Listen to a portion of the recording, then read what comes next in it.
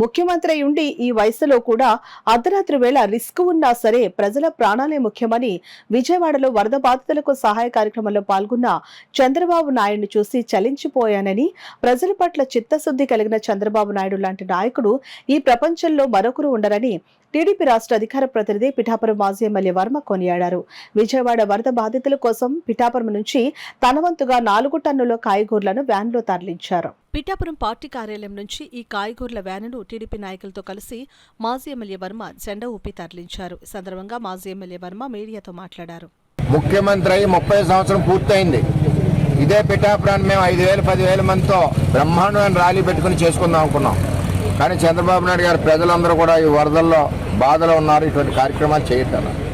ఈవేళ ఈ అమరావతి మన విజయవాడలో జరిగిన వాతావరణం చూసి, ఆ ఇబ్బందికర పరిస్థితులు చూసి తెలుగుదేశం పార్టీ పిఠాపురం నుంచి 4 టన్నులు కూరగాయలు, సుమారు 2 లక్షల రూపాయల విలువైన కూరగాయలని తెలుగుదేశం పార్టీ ఆఫీస్కి ఈరోజు పిఠాపురం నుంచి అక్కడికి మేము పంపుతున్నాం. మేము పంపడం వల్ల తీరిపోతాయని కాదు, మా నియోజకవర్గం తెలుగుదేశం పార్టీ కుటుంబం, చంద్రబాబు నాయుడు గారి కుటుంబం, మా నియోజకవర్గం అంతా కూడా చంద్రబాబు నాయుడు గారి కుటుంబం. ఆయన ఆశయాలకు అనుగుణంగా, ఆయన నేర్పిన అడుగులకు అనుగుణంగా, సంస్కృతికి అనుగుణంగా ఒకరికి సహాయం చేయాలని ఒక ఆలోచనతో ఈవేళ అందరూ కూడా ఇబ్బందికర పరిస్థితుల్లో ఉన్నారని చెప్పి పిఠాపురం నుంచి 4 టన్నుల కూరగాయలు మంగళగిరి పార్టీ ఆఫీస్కి మేము పంపిస్తున్నాం. అక్కడి నుంచి వారు ఎక్కడ అవసరం ఉందో అక్కడ ఉపయోగించుకుంటారు.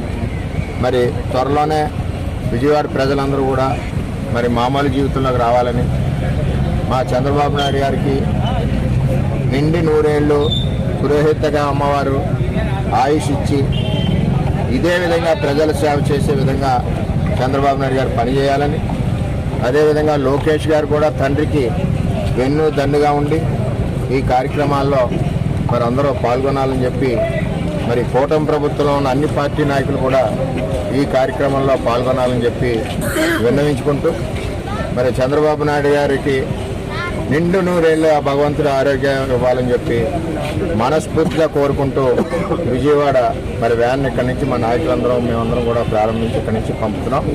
మరి దయచేసి విజయవాడ ప్రజలకు కూడా కనకదుర్గ అమ్మవారి ఆశీస్సులతో మళ్ళీ మామూలు విజయవాడగా చంద్రబాబు నాయుడు గారి నాయకత్వం అవ్వాలని కోరుకుంటున్నాం.